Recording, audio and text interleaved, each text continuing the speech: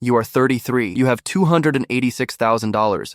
Your coworker has $9,400 and 11 iPhone boxes stacked in his closet, one for every year since he was 24. You make almost the same salary. You started at the same company, the same year, with the same starting phone, an iPhone X, black 64 gigabytes, bought on release day because you were excited, not because you understood what excitement costs. The difference isn't income. The difference is what happened every September for 9 years when a new phone came out and one of you said yes. This is your life keeping the same iPhone for 9 years. You are 24. It's September, and you're standing in line outside the Apple store with your coworker Jordan, who insisted on coming even though he already has last year's model. The iPhone X is $999. You put it on a card, you tell yourself you'll pay off by Friday. Jordan gets the same one. He also gets Apple Care, a leather case, and a screen protector installed by a guy with gloves who treats the phone like it's a newborn. His total comes to $1,240.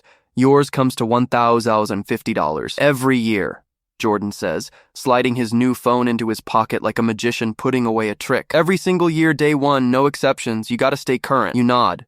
You don't disagree yet. You just don't have $1,140 to say yes with next year, and you don't fully understand that this is the beginning of a decision, not the end of one. That night, you sit on your bed and open a note on the new phone. You write down what the upgrade actually cost you, this year and the 2 years before, when you also upgraded without thinking about it. Averaged out, it's about $900 a year. Once you count the case, the charger you always seem to need again, the trade-in you never quite get top dollar for. You write another number next to it. $75 a month. That's what $900 a year comes out to. Broken into pieces small enough to feel invisible. You don't do anything dramatic. You just don't get in line next September. The phone is still the phone. You are 25. Jordan gets the iPhone XS. He shows it to you at lunch, holding it slightly too close to your face, the way people do when they need you to notice something. The camera's insane, he says. You still on the X? Yeah. You say, bro. He shakes his head like you told him something sad. That thing's already old. The phone works exactly the same as it did yesterday. It makes calls. It opens apps. It takes photos that look to your untrained eye indistinguishable from Jordan's. But something about the word old lands somewhere it shouldn't, and you catch yourself for a second, wanting the new one for no reason you can name. That night, you open the account you started, the $75 a month, and you see it's grown to $900. Not impressive, not nothing either. It's the first time a number tied to not upgrading has felt like it belonged to you. You bump the transfer to $100 a month. You don't tell Jordan. You don't tell anyone. There's no version of "I'm choosing not to buy a phone" that sounds like anything other than an excuse to someone standing in line for a new one. The phone is still the phone. You are 27. The X has a hairline crack in the corner from a drop 2 years ago that never spread. The battery holds about 80% of what it used to, which means you charge it once in the afternoon now, a small tax you've stopped noticing. Jordan is 3 phones ahead of you at this point. He's also started a system. Trade in the old one. Finance the difference. Basically free is how he describes it, though you've never seen the math behind that sentence. At a work happy hour, a woman named Priya, 61, works 2 departments over, has used the same phone case so long the corners have gone white, overhears Jordan telling you the new Pro Max is basically a computer now, and you should invest in the upgrade. Priya laughs, not unkindly. Invest, she repeats. That's a word people use when they want a purchase to sound like a decision. Jordan laughs too, assuming she's joking with him. She isn't entirely. Later, refilling her water, she says to you, quieter, "The people who actually invest don't usually announce it at happy hour." You think about that sentence longer than you expect to. You don't ask her what she has. You just notice she's never once complained about her phone. The phone is still the phone. You are 28. The account crosses $9,000. That same month, you're standing behind Jordan in line at a coffee shop when his card gets declined. He laughs it off, tries a second card, that one goes through. But you see his face for the half second before the laugh starts. The real one, not the one for the room. Later, he mentions it, unprompted, like he needs to explain it to someone. Phones on a payment plan. Cars on a payment plan.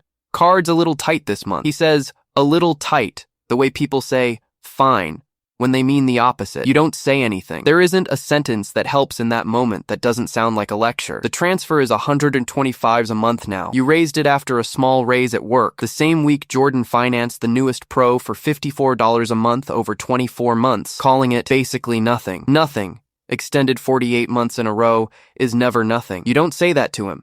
You just keep transferring. The phone is still the phone. You are 30. The account crosses $34,000. You do the math one night, almost by accident, on what 9 years of upgrading would have actually cost, not the sticker price, the real number, trade-ins and cases, and the 2 phones Jordan admitted to cracking and replacing outright. Roughly $9,400, which happens to be nearly to the dollar what Jordan has in savings at 30. A coincidence that isn't really a coincidence at all. You don't tell him this.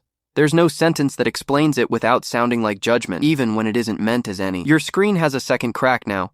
Smaller in the opposite corner. The home button sticks sometimes. You've learned exactly how hard to press it. The phone has become something you're fluent in, the way you're fluent in an old car or an old apartment. Every flaw cataloged, every workaround automatic. The phone is still the phone. You are 32. Something shifts that has nothing to do with a raise. You check the account on a Sunday morning, the same ritual you've had for years now, and the growth that quarter is larger than what you contributed. The money is starting to make more than the $125 a month you send it. Jordan gets his 8th phone that fall. He shows you at lunch, and for the first time, you notice he doesn't say you should upgrade anymore. He just shows it to you and puts it away. Priya retires that spring. Before she leaves, she stops by your desk, and for the first time in 5 years, mentions a number, not proudly, almost as an afterthought, packing a box of desk plants. It's larger than you expected, much larger. She sees your face and says, "The case was always white because I never bought a new one to match the phone."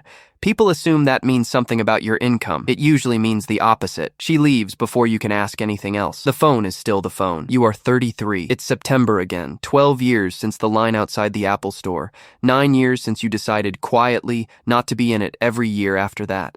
The X finally died that spring. Not dramatically, just a battery that stopped holding a charge at all, replaced with a phone 2 generations newer that you bought outright, in cash, without a line, without a countdown, without anyone's opinion attached to it. It cost you 1 afternoon and 0 monthly payments. Jordan sees it at lunch. "Finally upgraded," he says, relieved like you've come back to reason. Then, quieter, almost to himself, he adds, "I thought I was ahead of you this whole time." You don't correct him. There isn't a way to explain that this wasn't the end of 9 years of stubbornness. It was the next line in the same math you started on a bed at 24, the year everyone else got in line, and you decided, for reasons you didn't fully understand yet, to stay out of it a little longer. The account is $286,000. Growing on its own now, in months, you don't check it at all. That night, you think about the 6 weeks of pride Jordan gets every September, and the 11 months after where the phone is just a phone again, identical to the one before it, doing the same job in the same pocket. You think about how much of a life can be spent chasing 6 weeks, 48 times in a row,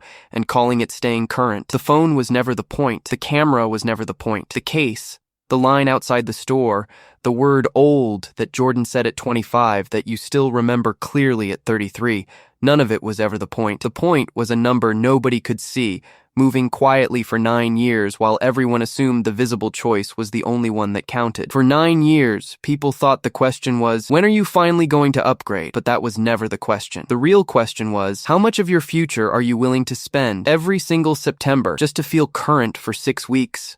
Jordan answered with a line outside a store, year after year. You answered with $75 a month, then $100, then $125, moving before you could talk yourself out of it, 9 Septembers running. The phone is still the phone. And now, at 33, you finally understand. You were never just keeping an old phone. You were keeping the time it took for the math to become undeniable.